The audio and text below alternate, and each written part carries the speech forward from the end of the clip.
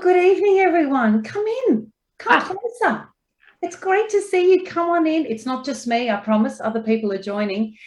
Take a load off, sit down. I hope you've got some delicious beverage with you. We're going to be talking to you for an hour or so because this is Canberra Calling. That's right.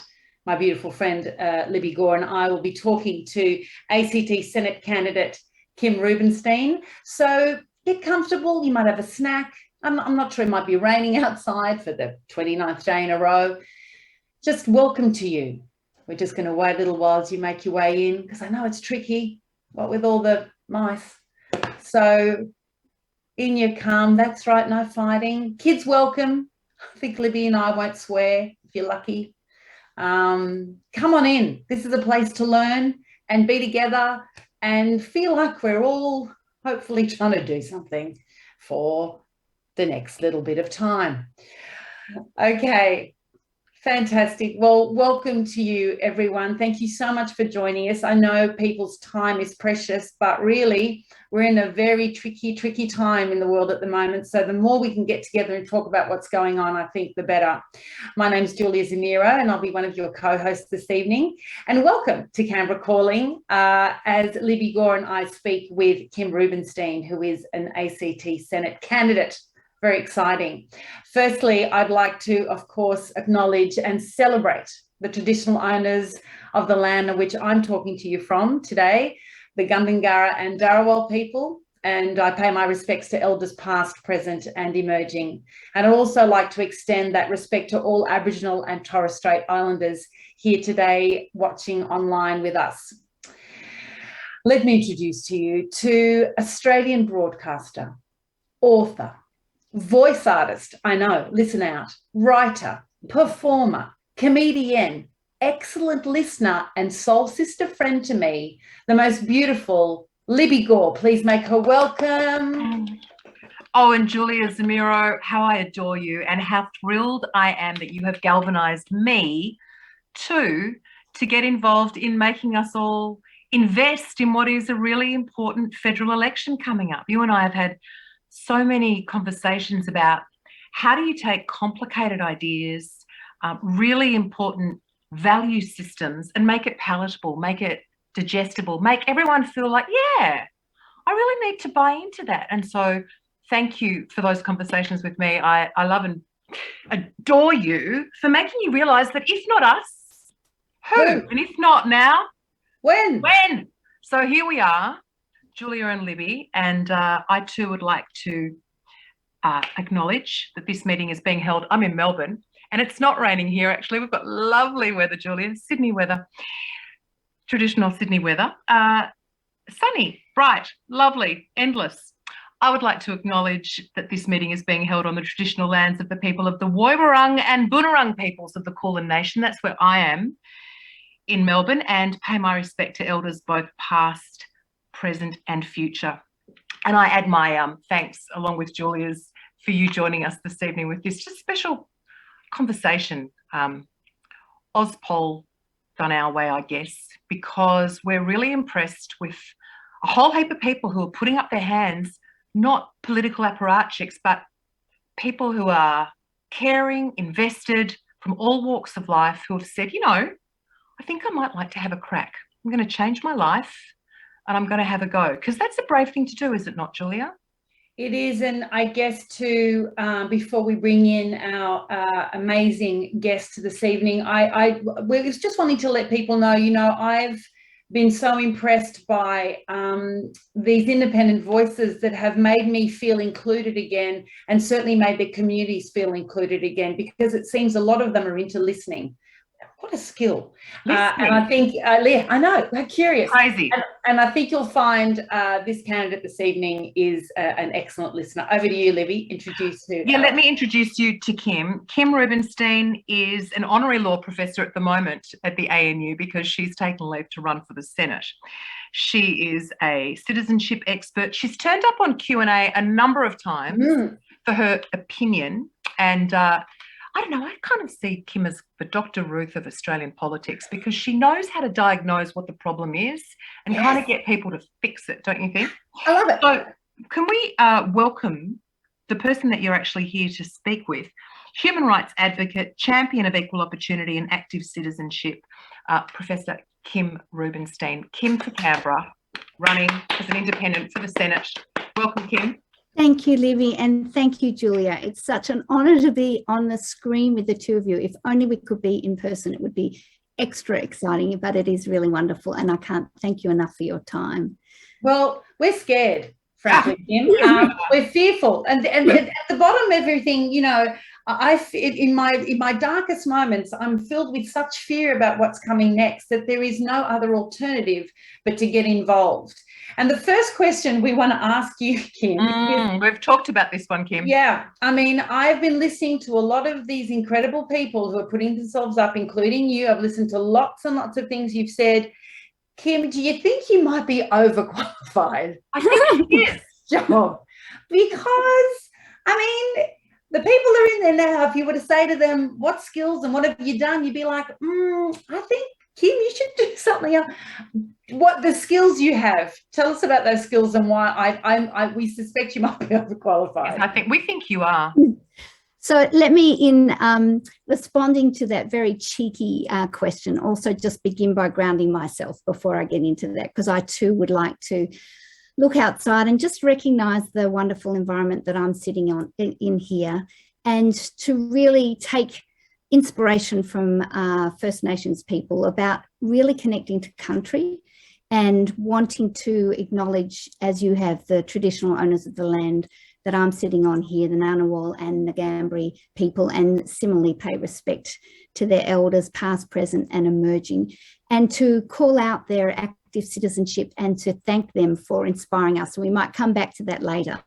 And in many ways, they too are overqualified in terms of thinking about things they could teach us about better governance and ways to care for country, but that might be getting ahead of myself. In terms of my own skill set, I think that the last almost 30 years of being someone really keen to activate my fellow citizenship has mainly been challenged through teaching at law schools, keeping my practicing certificate going in terms of running cases that my students can learn from with me, but also pro bono cases to represent vulnerable people in society who have been affected by government decisions in ways that have really impacted on their lives. But also in being that sort of independent commentator, really thinking through legislative changes and sharing with people why I was always either concerned or supportive of those changes if we're relevant. And so in all those years, I feel like I have been able to have some influence, if in some contexts more rather than less, and others less rather than more. But I think the last 2 years have really amplified for me that those skills which I've been using outside of Parliament really need to come into Parliament to make sure that our Parliament is one of integrity. So yes, I think those are a mix of things that hopefully those skills are going to assist in enhancing our democracy. But they're a different set of skills though, aren't they, Kim? Like once you're in Parliament, we've seen how brutal it can be, and we've seen that it's an adversarial system. Yeah. Within a university context and within a teaching context, Julia and I were talking about it today, like whenever anybody's got to sort out an issue in those sorts of civilised contexts, it's never really over a table against each other. It's in a circle trying to find the best decision. How do you single-handedly change the way political discourse is had from one where one needs to score points and win for a party's sake, for power's sake, and actually getting to the right decision? Yeah, I think that is really the most profound point that we're at in Australian politics, of actually moving away from that highly adversarial framework. Not that it's one that I I shy away from when there is direct confrontation of ideas. And I think that adversarial need for ideas is important. And in law school, there are things that we are taught in terms of engaging with contrasting arguments and really thinking through how you listen to the other side and then present those arguments. That can be adversarial in terms of the ideas, but not the person, not actually attacking the person. And I think what we've seen, and what we've seen so profoundly as a disheartening aspect of our democracy today, is how personal and partisan things that have become. And you mentioned the team or the party. Well, sure, there are aspects of our human identity where we need to connect with others and be part of a team, but not when being part of the team is more important than the issues that are at stake. And I think we've just lost that with party politics, and, you know, being able to be an independent and come into the parliament, and particularly into the Senate, and we might come back to the role of the Senate. But I think that the role for independence, there's just this really precious moment that all Australians have to think about all of us having a role to play, to move away from that viciousness and that antagonism and actually engage with ideas. Let's talk about actually those differences between the House of Reps and the Senate, because, you know, I'm still quite astounded how little I know about certain areas of things, and even more so friends I talk to. But really, we've been hearing a lot about representatives, new independents going for the House of Reps. What is the role of the Senate, and how do you see that kind of work within that? So look, it's really important. And of course, there are effectively two elections that are ahead of us, the House of Reps and the Senate. Now, we know for certain that the Senate election has to happen by May the 21st. And traditionally, the Parliament, the politicians and the government bring the House of Reps election together with the Senate. So that's why everyone is anticipating that they'll both be on the 21st of May. But actually, in real terms, they could actually be separate, and the House of Reps could be held at a later point, technically. Wow. But many people would see that. Has that ever happened, Kim? It has, and I don't have the dates. I'm not the expert on that, but it is definitely possible. But many people recognise that it would not look so great to have people coming twice. And why have you chosen to go for the Senate? Do you think you can? Do you think you can have more influence up there? Thank you. So yes, in introducing the fact that they're two separate bodies is to reinforce that they actually have different roles to play. So the lower house, of course, forms the government. I'm not running to be part of a government. In the Senate, it is known as the House of Review. It has a really important democratic function. Its aim is to review what the people who have been formed and create government are wanting to legislate. And every piece of legislation has to go through the Senate. Okay, so the Senate was set up specifically as that democratic balance, a sort of almost a separation of powers notion that we also have in our Constitution, to make sure we keep a check on the lower house. And when the Constitution was formed, it was in the context of moving from different colonies into one union. And so in order to protect the sense of identity of each of those colonies, when they became states, they said this is going to be the states' house. The Senate is going to be another avenue for the power of the states to be expressed in our federal system. So it has that sort of dual role of being a states' house, but also being that House of Review. And we see lots of committee systems, and the real stuff of democracy happens in the Senate in terms of thinking through the ideas. And I think for my skill set, that review and that capacity to bring my expertise perfectly sits in the Senate as a check on the exercise of power.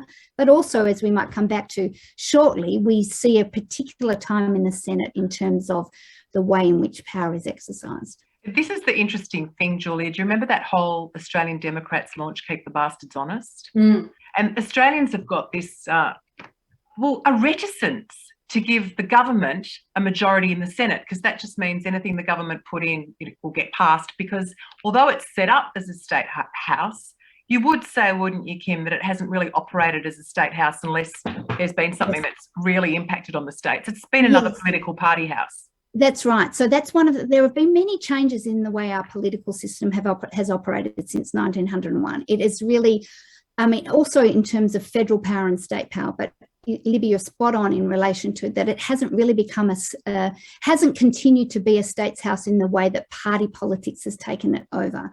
And so if you're elected and you're in the Senate as part of a party, you're more likely to do what is in the party's interest than what is necessarily directly in your state's interests. And that's something that I'm really trying to emphasise specifically for me here in the ACT, but really for all citizens in thinking through who your Senate representatives are, because you want them to be able to represent your state's interests and the things that are particular to your area and needs. And if the party is not going to be that interested for whatever party political reason in your own specific state's needs, then it won't happen. So having independents in the Senate is really key for better representation. And there's another key difference, and that's the voting system. And in the Senate, it's proportional representation, which is different to the House of Reps, which means that you generally get more diversity. And that is partly the reason why there have only been 2 occasions, very short occasions, in the last 40 years where whoever forms government has a majority in the Senate. And in fact, in the Howard years, it came back to bite them because they got so had such a sense of entitlement that there was a real backlash in terms of them pushing everything through the Senate. And I think people realise how important the Senate is to make sure that any government of the day is properly scrutinised to really assess whether the interests of the nation are being kept front and foremost in their minds. Yes, don't mention Maxine McHugh, Julia. Don't mention. I won't mention it. And so far, Kim, when you've gone out there and you're talking to people, what are you hearing there? Do they, firstly, do they understand what the Senate is and the difference, the different role you're going for, perhaps? Yes. And what are their concerns, or what are they finding frustrating or confusing? So let me answer in 2 parts. Here in Canberra, and I will also want to share with people from around the nation who may not know that Canberra and the Northern Territory are also different to the states. So at Federation, that we didn't exist. Where the physical place, as Indigenous Australians know, has always existed, but the law frameworks that we've placed over to regulate us didn't exist at that time. And it wasn't until 1975 that the Northern Territory and the ACT got Senate representation. But at that time, when it was introduced, the ACT and the Northern Territory got 2 senators each, and that has been the case since 1975. Now, at the time of Federation, there were 6 senators for each of the different states, and by 1975, when the ACT and the Northern Territory got Senate representation, there were 10 senators for each of the states. So Tasmania at that same time, which probably had an equivalent of the ACT, had 10 senators to the ACT and Northern Territories too. And then since that time, each of the states have grown by another 2.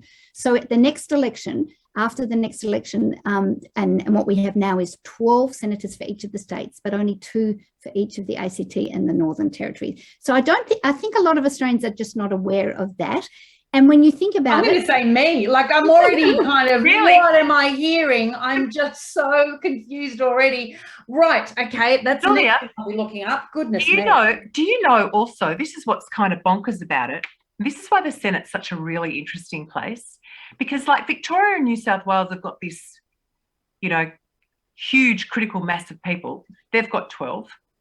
Tasmania doesn't have nearly as many people as Victoria or New South Wales. It's got 12. I know. Queensland's got 12. So it's actually, even though it's called proportional representation, it's disproportional representation. There's a really interesting system. But what I wanted to ask, and this is about the whole state thing, it's to keep the states equal, because Western Australia always say, I'm going to spit the dummy and leave like Quebec. But that's my opinion. But what I wanted to say was, Kim and Julia, COVID has really placed a lot more emphasis back on the states and the roles of the Premier. It's not just, Mr. Section 51 dividing up who gets health and who gets crime. Yes. So do you think there can be a focus on the states beyond COVID, or do you think it'll all settle itself back down again and we'll see ourselves as one? Look, I think there is the potential for that, because we have seen so clearly over the last 2 years the disintegrated sense of the unified nation, and in fact the power of each of the different states to control their own ways in ways that undermined, I think, in many people's life experiences. I mean, just think how profoundly it was for people in Western Australia up until just so recently to be trapped and not able to travel to meet with fans, that the way our federation has been created in terms of rights and freedoms was all from an economic framework. The idea of having a challenge to Western Australia was all on whether trade and commerce, that the framework protectionism in the century. So people have realised. We're having just a little bit, you're cutting in and out a bit, Kim, but it's all right. Keep going. You're back on. We're back in. We're back in. So maybe in my discussion of fragmentation, I was so emphatic that I fragmented the airwaves in the process. It's Western Australia. Western Australia. So that fragmentation, I think, does cause for an opportunity to reassess some of those restrictions. But at the same time, Julia, I think that once there is a semblance of getting back to normal, a lot of people don't continue to think about it until it really impacts them again.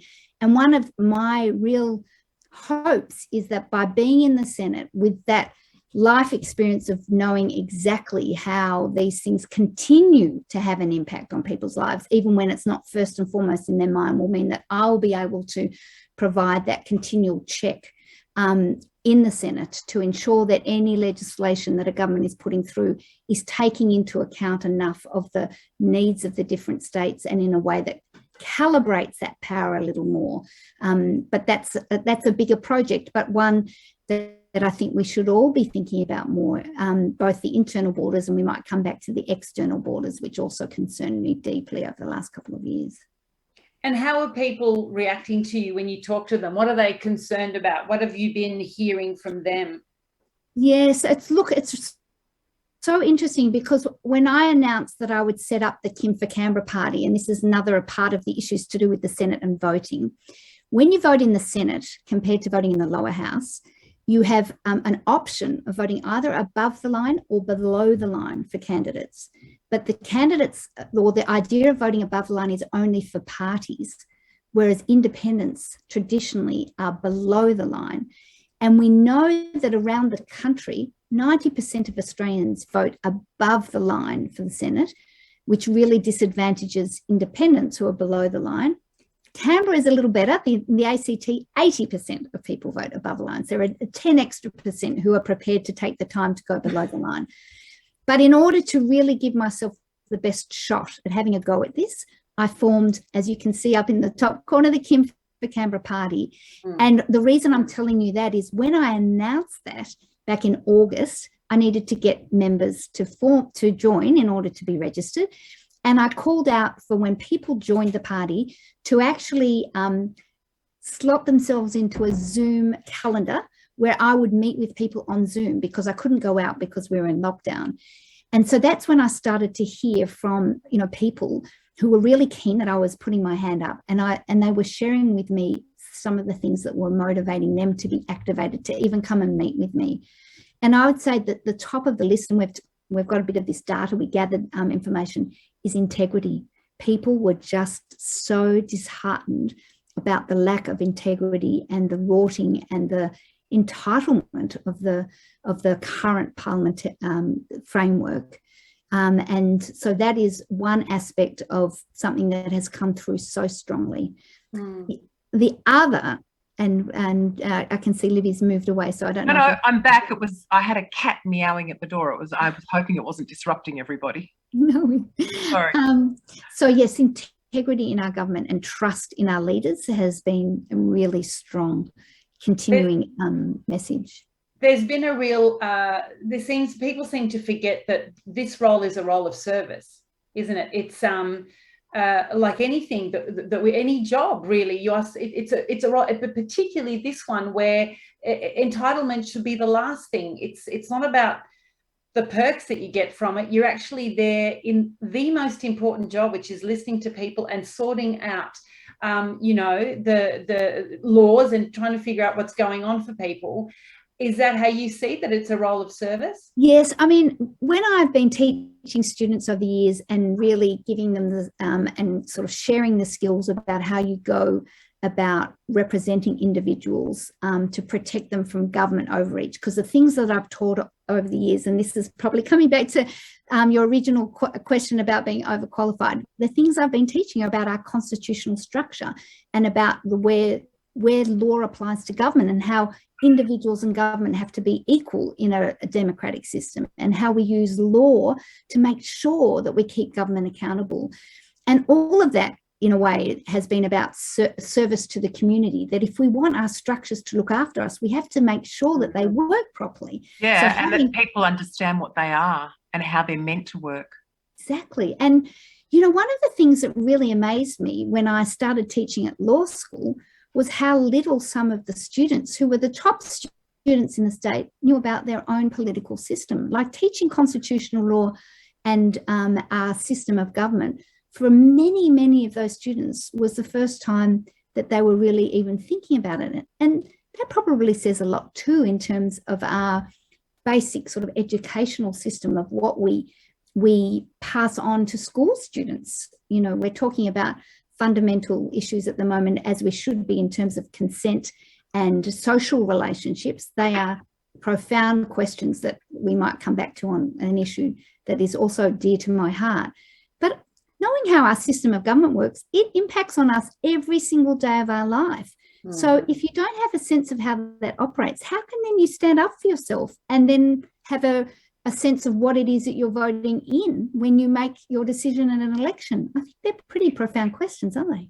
They are profound questions. And also in your situation, running for the Senate, it could very well be that you would hold the balance of power in the Senate, because, you know, sometimes the Liberal Party get this many and the Labor Party get this many and the Greens get this many and someone else gets this many. And it all adds up to an equal number. And there is one person who perhaps could be an independent. When we were growing up in the 70s, I seem to remember it was like Brian Harradine, then we had Bob Brown, and then we had a Nick Xenophon. You know, people, the individuals can actually be very powerful in terms of what they insist upon negotiating upon in order to pass everybody else's agenda of law. So can I focus that, Kim? Yes, sure. What would you be inserting into policy as a foundation? What do you think, if we are no longer just looking at economic costs, what is the cost that needs to be at the foundation of every law to get your approval? That is a wonderful question and quite a humbling question. And just to amplify the point you made, we know that at the next election, whoever wins is not going to have a majority in this Senate, that the crossbench is going to be key. And that comes back to a basic Senate point too, which is that in all of the states, not the Northern Territory or the ACT, but in all the states, senators are elected for 6 years. And so it's a half Senate election. So only half of the current senators are up for election and all of the 4 ACT and Northern Territory senators. So if I'm successful, I'm up again in 3 years. I don't get a 6-year term, but all of the states do. But we know because of that, and we know generally because of the numbers that, and because of proportional representation, that you're spot on, Libby, that there is a strong chance, depending on the makeup of the crossbench, that I could be one of those vital votes. Who else would be there? Who else would you be? So in the Senate, we know that Pauline Hanson's One Nation has one person staying on, and that's Malcolm Roberts, and that Pauline is going up herself again. So there is a real possibility that it could be Pauline or me holding that balance of power. And I think that's a sobering thought for all of the nation, not just for Canberrans. It's an exciting option for Canberrans to know, depending on their own policies and their own views, as to who they would prefer to be their representative and hold the balance of power for the nation. That's quite a humbling thought. But coming back to your very essence of the question, how would I exercise that power? Well, the first thing that I think is fundamental is making sure that the way in which we deliberate over any issue is an engaged and respectful, dignified discussion. We've got to, and to be able to use my influence to make sure that the way we actually engage with the issues is not going for the person, but really engaging with the issues, amplifying what we see in the Senate committees. The Senate committees often have this. I mean, I've appeared many, many times before Senate committees reviewing legislation where I've provided my expert opinion. And the discussion on the whole is truly engaged with issues. But once you get back into that chamber, I just think of all those Year 6 students who sit in there and come up to Canberra for this special visit. They've had at least some training as students to know that they shouldn't be bullying, that they should be respectful to their fellow school students, that they should be acting in ways to look after one another. And then they get into that chamber and they see the exact opposite. So I think my role in that first place would be about insisting on that style of engagement for me to be able to properly consider the issues that I would need to vote on. That's one sort of bottom line of re-establishing integrity. But that's function, right? What about substance? Yeah, like what is at the core, yes, do you think, of all policy?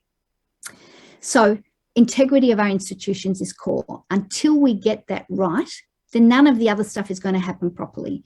So over the years, and this is something that I've been monitoring closely because of the teaching of these issues, the structures that are meant to protect the institutions so that we can deliberate over issues properly, things like freedom of information legislation, which allows for transparency and accountability, whether it be the opposition or the media or individuals affected by decisions. That legislation has been eroded in ways that the access to government information has really diminished. So that's one area that if we can reinstate integrity in that, that would be a beginning. Also, reinstating the accountability mechanisms like tribunals that were set up in the late 1970s to provide an avenue for keeping a check of that exercise of power in between elections. Because, of course, 3 years is a long time to wait if your government is doing bad things in between or doing things that are improper or unlawful. So you have a way of challenging that with tribunals. But over the last few years, those tribunals have been stacked by political appointments of individuals who were former politicians or former advisors, rather than the very strong membership that had been in place. And Ian Callanan, a former High Court judge, did a review of the tribunals just a few years ago and very clearly stated that we needed to recalibrate the appointments to those tribunals. So they're just 2 examples. But then we also, I think we've got to the stage because of the breakdown in those institutions for the need for an independent commission against corruption. And I think that also needs proper calibration. These are not absolute issues in terms of the ways in which you go about keeping a check over that improper exercise of power, but they so desperately need to be addressed now in order for the other issues that I'm keen to progress, like real climate change action, women's safety, and the Uluru Statement from the Heart, just to give a few of the things that are going to be guiding me in ensuring that we have a parliament that is totally engaged with those urgent issues. There seems to be also a real kind of crisis at the moment. There's just so much going on.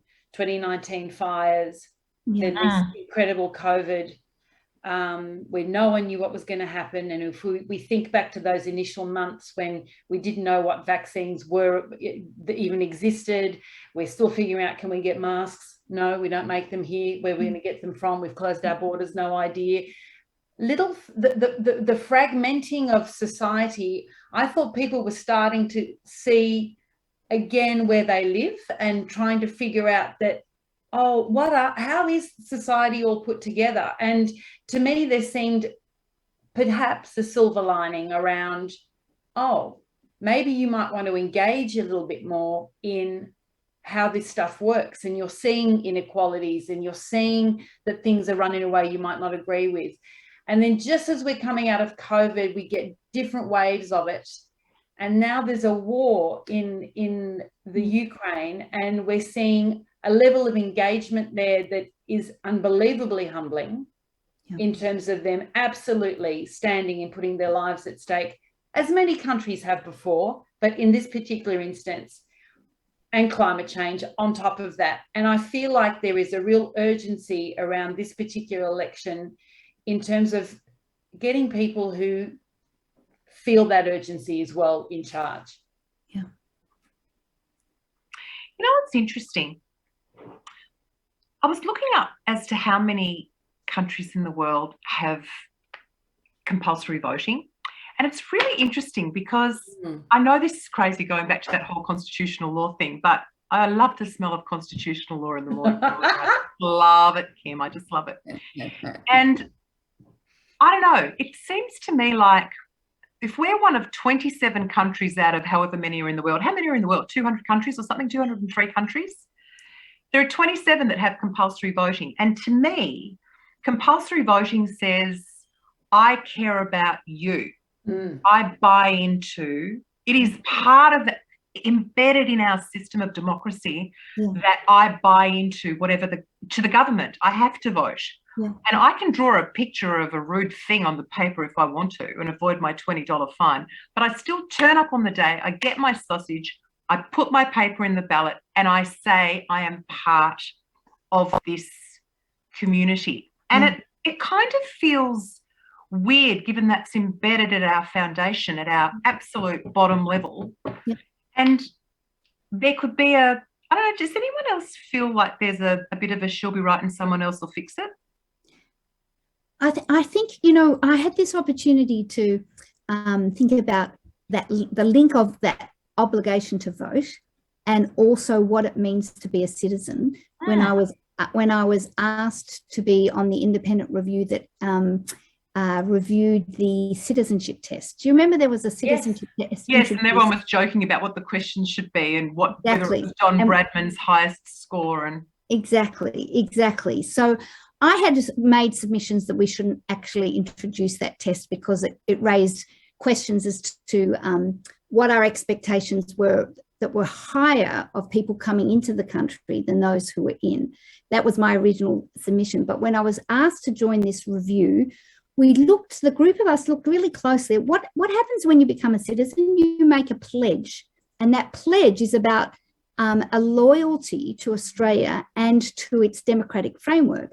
And we came to the view that understanding what that democratic framework is really key to be able to make that pledge, and that made sense. But I sort of facetiously asked the minister at the time, should we also then be asking people to pass the same test to vote? Because in essence, aren't we doing the same thing when exactly what you've both just said? If you're voting, you are actually having an impact on everybody else, and that impact has a lot of weight. So should we be expecting more? And whilst I'm not here advocating that we need to pass a test to vote, what I think I'm picking up on your discussion, which is that real commitment to encouraging other people to think seriously about what they're doing when they vote. Well, it was also actually, I guess, moving towards, you've mentioned that you think the fundamental conversation in Parliament needs to be about the integrity of the debate and the understanding of the system.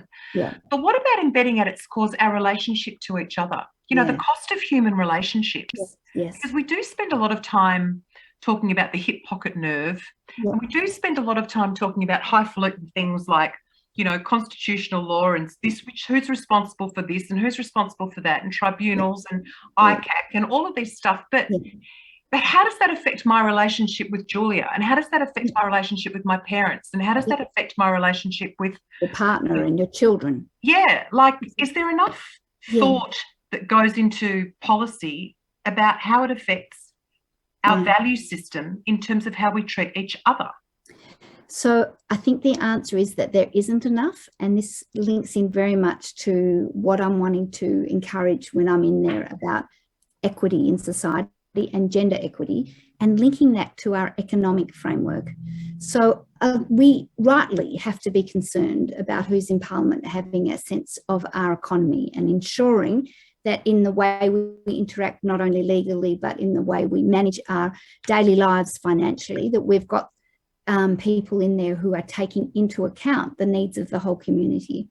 But one of the things that has been absent has been in that budgeting process a real attention. There was a short period over a small window when there was Anne Summers and others in the Office for Women, but it has been abandoned for some time, of analysis of the impact of the budget on different sectors of the community, including women. And what is really profound is that during COVID, I think that became amplified even more. And I'll just give you one example. When things went awry, the government immediately introduced universal access to childcare.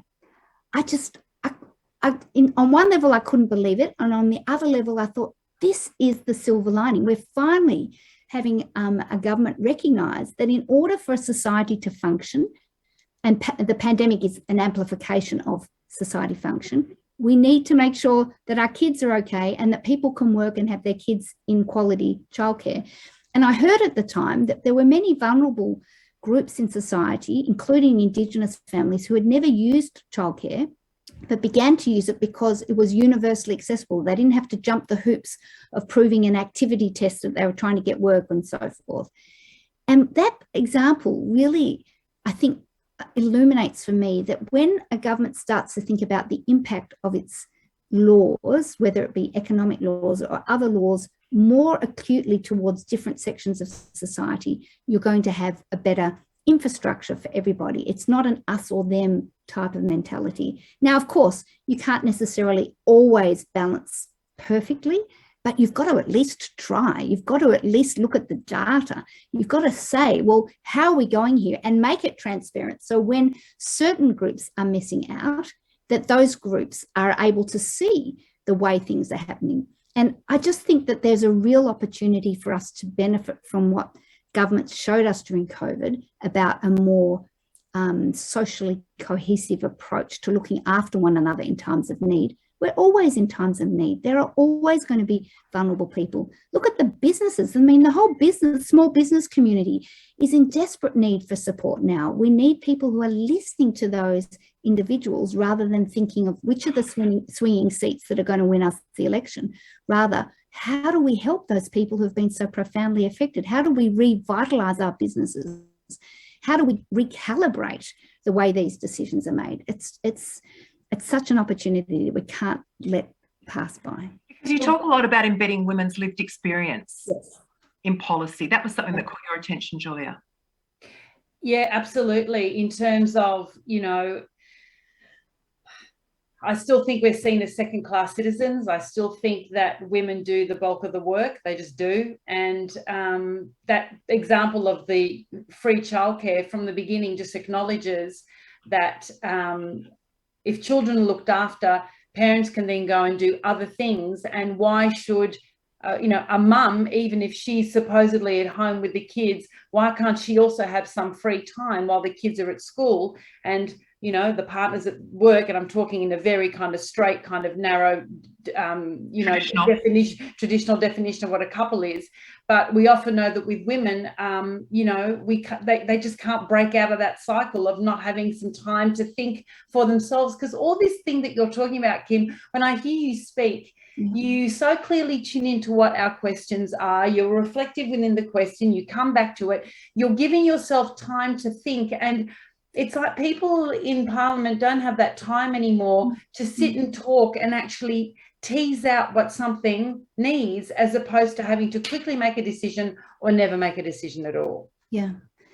Can I also add in another layer here in terms of, our multicultural society? Because and I want to out a little bit the fact that, all of the independents who are running so far are white women in their 50s. Yeah, I was thinking that there's a plethora of white women in their 50s running as independents who've decided, I need to stand up now. Gen X, actually. Why is that? Look, I think that reflects the structural frameworks that I'm trying to sort of share here about how systems are put in place that either protect or enhance people's positions in society. So I'm actually the first in my family to go to university. Neither of my parents went to university. My grandmothers were stay-at-home mums. My grandfathers were both in business. In fact, my dad's father was a fruiterer and my mum's father was a small businessman. They sort of put all their effort into ensuring education. And, I've benefited from that. And not only that, Kim, we didn't have to pay HECS. We were the last. And we didn't have to pay HECS. Exactly. Yeah, you too, Jules? Yeah. And that came from sort of generational sort of building into the frameworks, learning how the systems work. In a multicultural society, those frameworks have not yet, we look at our parliament, they are not yet creating structures for the lived experience of those people who haven't had that period of time building up towards entering the system. Plus, there are other aspects of our expectations and norms that are just not allowing them into the system. Are you saying that we're the only ones that can afford to go in at the moment? So I'm at a position in my life, thanks, Libby, where in my mid-50s, where I've been able to work for long enough to build up enough security to enable me to take a small period of time off work to be able to have a go at running for this. I've also got adult children who are in a position where they're not only supportive, but are excited and are out there, part of the volunteer team. I've got structures in place that support me. And I know I have a professional framework that if I'm not successful, I'm not giving up everything to do this. And that's a privilege. I mean, I'm giving up certain things in my life, but I'm still secure in my place in society. There are so many people who just don't have access to that, but they have so much to bring into Parliament. So we have to rethink the ways in which we provide access for that. And it's one of the things I'm truly committed to do. I'm meeting with so many different individuals from different communities who enrich our society, who've been here for generations, but still often have not been treated as equals. And we need to sort of rethink that in so many sort of important ways. I wanted to, there's a place, I think, for voters to just be a bit more curious about who's representing them in their area, going to ask them what's going on, join a group and find out a bit more, because I think a lot of voters make decisions based on assumptions. There's more assumptions. Yeah. And there are assumptions that are no longer true. They're not digging deep enough. And I know we've all spent too much time on Facebook in Marketplace trying to find something that no one needs, and then we spend hours driving there to get it. All I'm asking is that maybe you find a way to find some time to be more curious about your area, what people need, talk to friends, talk to people around. In Australia, there is this real, don't talk about politics, don't talk about money, don't talk about religion to a degree. And I just think this is stifling us no end, that we can't go, we're at a barbecue, let's talk about it and let's take the heat out of it. There's no need to get angry or annoyed or defend my position, or it's like, oh, what do you mean? And we're not there yet. It's a very strange thing. So in actual fact, you're requesting that we actually look upon this compulsory voting thing as a privilege. We're actually 100%. Our government has invested this in us to get us to buy in, and for whatever reason, we should. Like, it's our responsibility as citizens to buy in, and it doesn't have to be she'll be right and I don't want to be a pain in the butt and I don't want to talk about it. I don't want to speak up for what I need. It's actually really interesting, isn't it? Although what you just said about the anger is interesting. There is a lot of anger at the moment, and in particular, there's a lot of anger at men. And whilst it might be well-deserved in many cases, my question is, Kim, yes, is anger the way to convert the unconverted? Because I know that I understand the conversation of anger against entitled men. I understand it and it doesn't offend me, but I'm already there. I've been there for a long, long time, and I'm of that generation of X whereby some of it we sucked up. When I say sucked it up, we sucked up stuff that went on and moved our way around it. You know, like we didn't always confront things head on. We saw the system and we worked our way through it. Many of us were working in male-dominated industries, and we learned a lot of great things from the men who were there as well. So we're not as, I guess we operate more in that grey area. Would you say, Julia, do you know what I mean? Rather than just being straight out angry. And I'm wondering whether the anger, what were you going to say? Yeah, Kim, what about the, because for me, I'm operating out of fear now, if I'm honest. Now, the anger, I'm done with the anger for the moment. I'm curious and confused why people aren't into it more, and the fear of what comes next, because we are running out of time now. We know that, you know, if there's no climate and if we can't breathe and live properly, then no other issue really counts, you know. So you're on climate and I'm on gender. I'm just trying to work out there too. Well, I just mean the drive. What is the propelling force? And if there's anger's one thing, and there's fear as well that makes you go, damn it, I'm going to get up and do something. Mine's frustration, I think. Kim. I think we have to have a mix of all of these things, and I think that you definitely need people to almost emotionally integrate what is going on around us. And that's part of grounding yourself sometimes. So that will lead to fear in certain circumstances. But what is the best way of responding to fear? Either to crumble or to actually stand up and say, what can I do to get over this fear? How do I change it? I think the anger thing, and Libby, this is more with the gender stuff. And I think that March for Justice a year ago really gave me an opportunity to think about this, is because it was multi-generational. I mean, when you think about it, you had women from all different generations coming together because for the older generation, things have just not changed enough, and the stuff that they had to put up with and managed was still seen for their children and their grandchildren. So that's when it becomes anger that things haven't changed. For the young people, and largely for the young people who we've heard a lot of, they couldn't believe that these things could continue to operate, that there was a changed consciousness, whether it be through the change of the nature of media or other ways of communicating, to actually share that this was not just singular but collective. And I think those things together provide a foundation to transport that anger into action. So I think you need it, but not in a way that is meant to make men fearful, but rather to recalibrate men to think about what the impact of this is on their lives, and not about what they're going to lose from this, but rather what they're going to gain from this. I just think this is the opportunity for men to recalibrate. And what I mean by that is, you look at the statistics on mental health and suicide in young men and men generally, the aspects that we talk about as toxic masculinity, those things are profoundly unhealthy for men. And if we were able to work out a way to really share that gender is not the frame to make decisions about what work you do in your life. I mean, if you think, if we really had equal numbers of men as nurses, equal numbers and expectations of men as teachers, an expectation that women were equally involved in the construction industry, like if we really changed that the expectation was that no matter what your gender identity, you could do what your skill set allows you to, not what society deems. Just think how liberating that would be for so many human beings. Do you think it would change the rate of pay in some of the caring professions? Absolutely. We see that. We see that.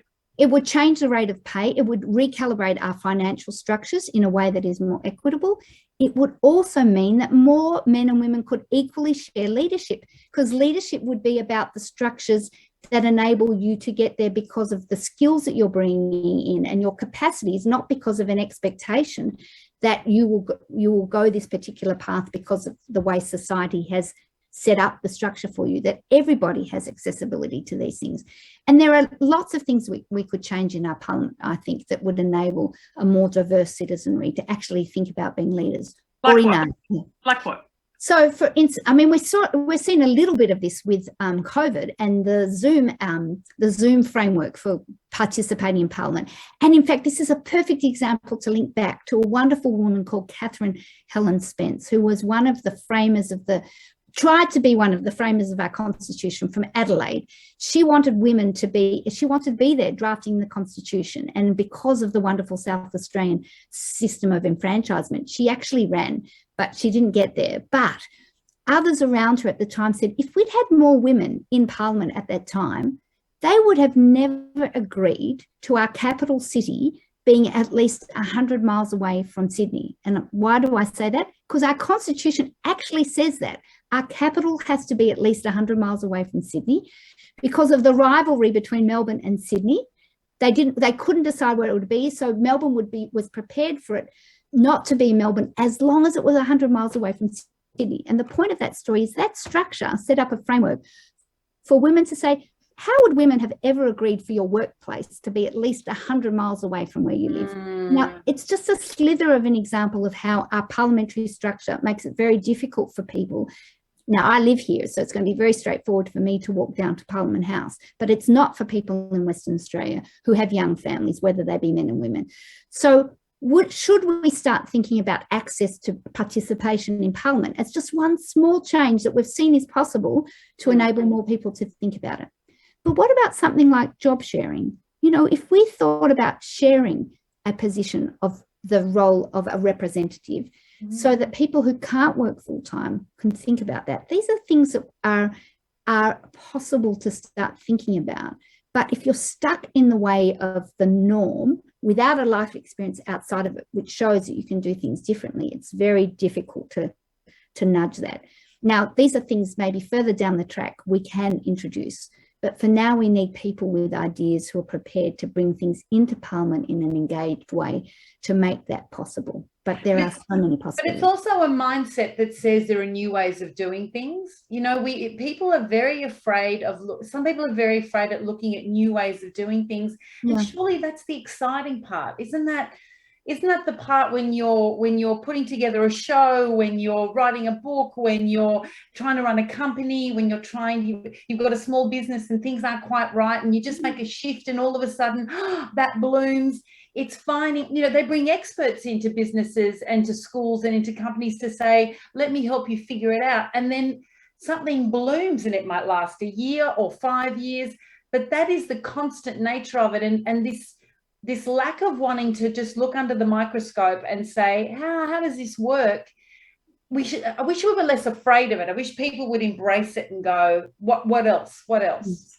It's almost as if you want to deconstruct the party system. With all the independents coming in, yeah, it's just a real challenge to the party system whereby Collingwood plays Carlton or West Coast plays Adelaide. You know, it sort of blows up the system whereby there's a binary system of right and wrong and what's going to get passed and what's not going to get passed, and this is the way to do it and this is the way to do it. Yeah. To actually say, well, actually, there's a critical mass of people who say, why don't we try and do something differently? It's interesting. I think also, just to add there too, it's not that parties are inherently bad, but it is that the structures that have set them up, and look at the ways factions work in the major parties, and look at the ways in which they negotiate between themselves in relation to outcomes. Those are not a necessary part of party politics. In fact, if you look at the United Kingdom, there are often members of parties who cross the floor. We haven't seen that. I mean, we've seen it because of independence. Exactly. Yeah. So we're seeing that reminder that there is a healthy engagement with ideas rather than being trapped in the team. And I actually think that is one of the other value adds of having independence in Parliament, both in the lower house and the upper house. It'll enable some of the people who are within the parties to actually have more power within their parties, because the outside will be helping them influence their views in the party. So it's a win-win, because you strengthen parties, you strengthen Parliament, and you strengthen diversity. Can I just go back to men for a minute? Yes. You know how there's lots and lots of independent women saying we need to have more respect for women in the workplace, and we'd like to see more men with childcare and all of those sorts of things. Yeah. And men will benefit from these changes. Is this just a lot of white privileged women telling men what to do again and what to think again and fixing men's lives? Asking that question on behalf of a friend. Yeah. Look, I think this is an opportunity for men to stand up and say, we want to support more women in Parliament, because this is going to be a win-win for us. It's not an either-or scenario. What does the Prime Minister think of that sort of thing? Like, where are we? Yeah, you're bringing me back to International Women's Day a few years ago, when the Prime Minister did at a speech say that he's all for gender equality as long as it's not at the expense of men. And I think that is just such a misunderstanding of what gender equality is about, because it is a win-win for men. And in fact, to bring it back to him more directly, following the Brittany Higgins scenario, and there are so many books that have been inspired by Scott Morrison's statement after the event, to say that when Jenny shared with him a way of thinking about it, about his own kids, that it suddenly gelled, and that Jenny had a way of helping him think these things through. Now, that inspired Amy Ramikis's book on Reckoning, and also Jess Hill's most recent quarterly essay. But it made me think about, well, what if Scott Morrison had been equally caring for his daughters right from the start? What if he needed Jenny to tell him that? And I think it's a more profound point about how we need men to benefit from actually sharing with the caring right from the start, and not just in those first few weeks and a few weeks off, but actually working out as a family cohesive unit, no matter what that makeup is, of how each of the parents take on roles that enable them to truly relate to their children and stay connected to their children, as well as become integrated in the world around us. And if we really expected men to do that, and if society created structures, economic structures, to actually encourage them so that they'd lose out on parental leave if they didn't take it, but not only that they wouldn't miss out on it, but their colleagues would sort of look down on them because they didn't do it, that they weren't actually taking their appropriate role. Because at the moment, even sometimes the economic incentives are not enough because of this cultural sense that it's not the right thing to do. But it would be, but carers leave say it's not even just with children, it's with parents. I mean, everybody's living longer, particularly our generation, this X. We've got aging parents, we've got younger children, we've got friends and family, we've got stepchildren, we've got, we are this whole blancmange of different emotional requirements.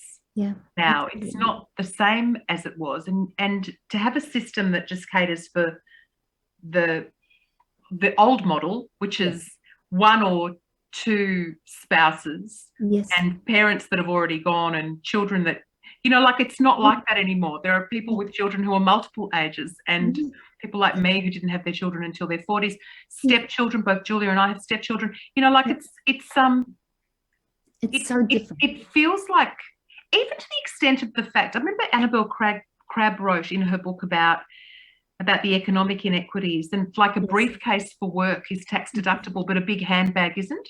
Yes, exactly. It's whose lived experience is being built into the systems. And, the National Foundation for Australian Women, I'll give them a shout out, after each budget, they do analyse that to show those discrepancies. But that's after the event. These things should be done before those decisions are made, so that people are really engaging with whose lives are being used as the model to make these decisions. And if you've only got the same style of people in government making those decisions, you're not going to get that. They're not taking into account the other lives. Yeah, indeed.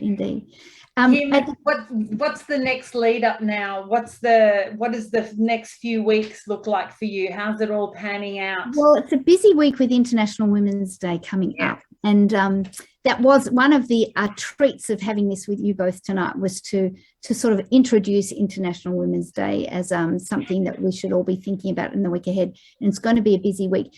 And in many ways, it's so unfair that everything lands in the 1 week, but we can't just let this day or week be the only time to sort of focus on these issues. So over the next few months, even though this week is International Women's Day, I'll be coming back to some sorts of issues like that. But I'll be basically getting out on the streets, talking to Canberrans, listening to them, but also calling on all Australians really to activate their citizenship. I did a webinar last week with Australians based overseas to remind them that they need to check that they're on the electoral roll, and to make sure that they exercise their vote while they're overseas. And with COVID, I think we need to remind people about the fact, the results of COVID rather, that the Australian Electoral Commission won't be doing as much mobile sort of work. So people in retirement homes will need to request their postal votes. All those things to start activating people. I'll be talking to people. To run a campaign also is a big deal in terms of, as I said, I'm secure enough to take some time off work, but it costs money to run a campaign. So anyone inspired by what we're talking about, I think my website's down there on the bottom to think about the impact of raising funds for doing this, because as I said earlier, my role in the Senate really could have an impact for all Australians, even though I'm also directly representing the ACT. So I know you say that you want to change the nature of the discourse, but are you a little bit frightened about what could come your way? I mean, it's not changed. People could say terrible things about you. You could be in the midst of a huge crossfire just by putting your hand up. It's a sobering thought, Libby. And you look. I don't know if any of you read the one of the, I can't remember now which paper. There was a piece about online emails that were disruptive over the last campaign, and it is sobering to think of the awfulness that can happen. But and there's a certain mindset where you just have to say, well, this is so important. I'm surrounding myself in my loving family and in friends who really believe that this is important, and now in a growing community of people who feel it's important. I'm bracing myself, but I really hope that it doesn't get to any of that, and I'll just have to integrate that into the way I respond if it does, and as a reminder that we just have to move beyond awfulness. We have to be I get dignified. the feeling, Julia, that Kim would have given Paul Keating a real talking to. Do you think? Yeah, I think so too. Yeah. I think And then also talked about arts afterwards, talked about something delicious that they'd seen the night before. Yes.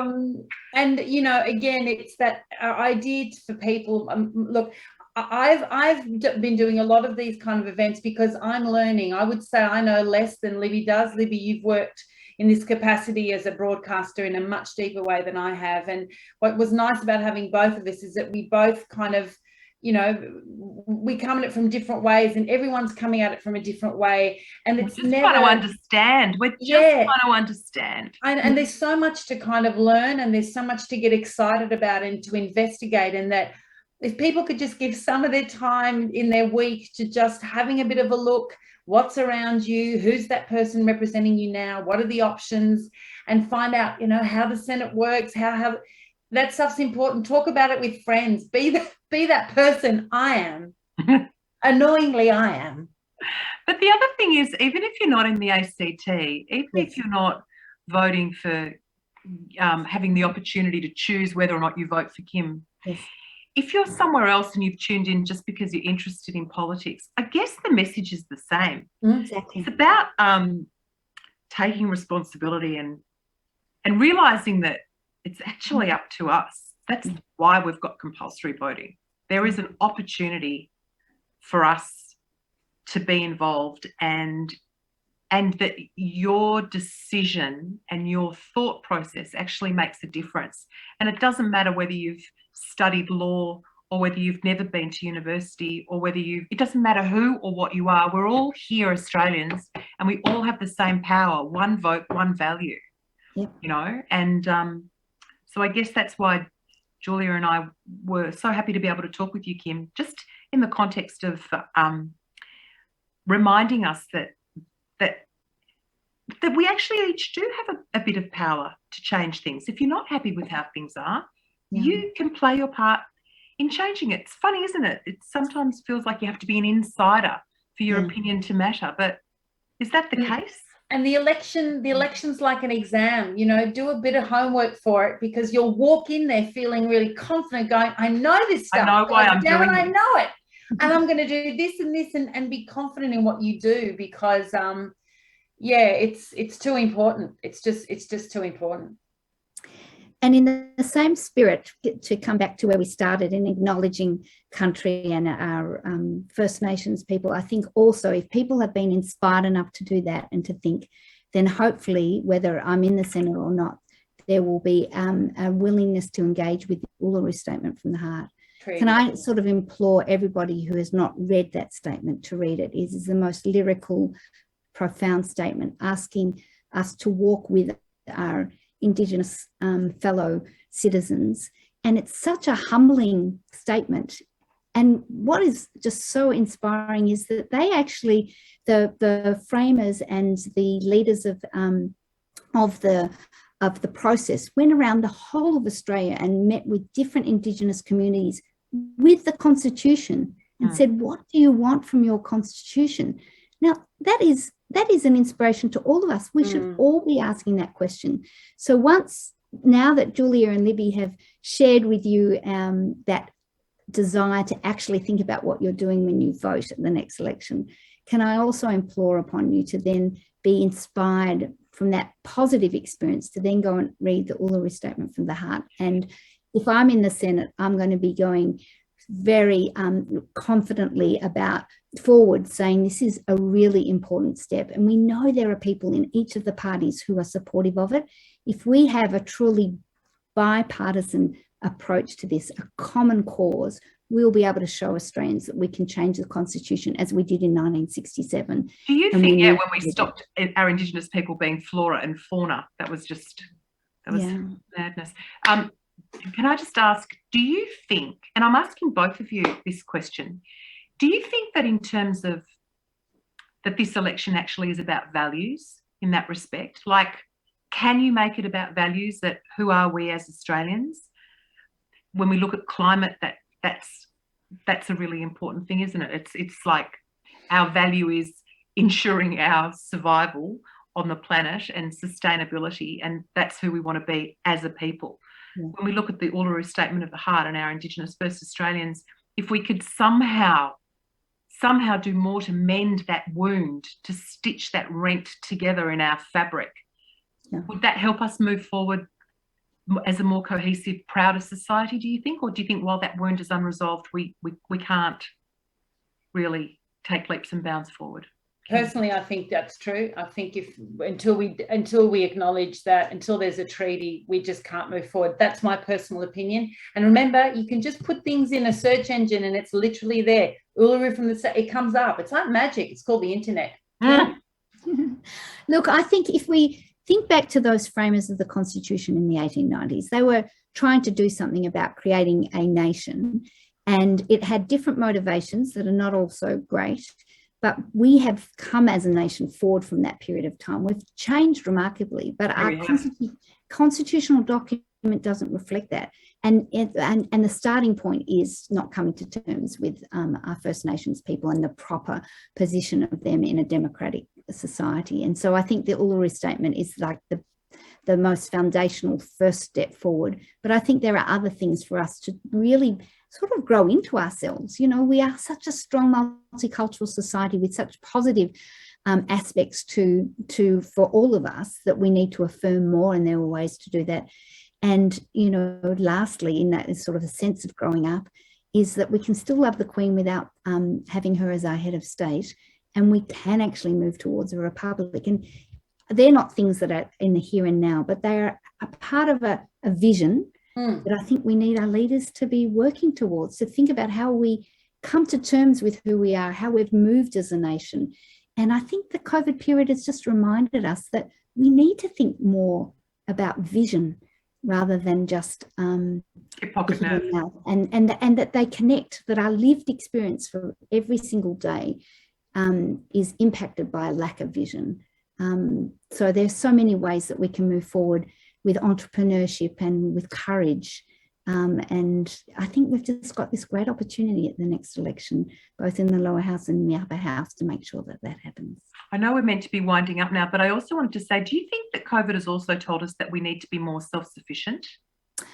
Well, that's a really interesting question, because our government wasn't able to provide for us. And so there were aspects where that self-sufficiency was required. I don't know if we needed to be in the same way, that there could have been a better balancing act to provide more support at the same time. But I don't know if I've picked up your question correctly, Julia. Maybe I butted in too early. Do you think we need to be? No. I was just going to say, I agree. We need to, and you know, we've just got to be more curious about that too. You know, don't be immobile. Don't cut yourself off. Find out what did COVID made you kind of pick up what the inequities were. What made you think, well, are we self-sufficient? You know, ask yourself those questions and don't make assumptions. Really dig a bit deeper and get excited, because vision is important. That's one thing we really need. We need a vision, and we need many visions. But yeah, I'm really looking forward to it being called and sitting on that couch come election night and just watching, I think, hopefully something quite groundbreakingly historic. Yeah. Thank you, Kim. Thank you, Kim. Grateful for you chatting with us tonight. And thank you, everyone who's joined us this evening. We're really grateful for your company. It seems like we've had a terrific turnout, and if you'd like to leave us a message, please do let us know whether you think this helped, whether this was really helpful, because I found it helpful, Julia, and thank you for inspiring me. You've inspired me. And Kim would be happy to hear from you, wouldn't you, Kim? You can absolutely get in contact with Kim. First of all, Julia and Libby, I'm really so grateful. It's just such a wonderful opportunity to chat with you, and then to be able to share that with so many people is real has been, yeah, just a real contribution on your part. So thank you very much. And yes, if I mean, they've asked so many questions, I can't imagine what else to ask, but if others do have questions for me, my website is right there. Just holler, please contact me. Those of you who are in Canberra, you can get in touch with me obviously more directly, but those of you anywhere in the country who have any questions that flow from this, just please send me an email, and I look forward to hearing from you and answering any of your questions. Thank you, Kim. Thank you, Libby. Thank you, Julia. One solution revolution. Yes, and thank you, Peter, who looked after us in a kind of, virtual sense. Thank you, One Vision, for One Vision is the name of the company who supported us here tonight. Thank you for their vision in supporting us. Good night, everyone. Enjoy your evening.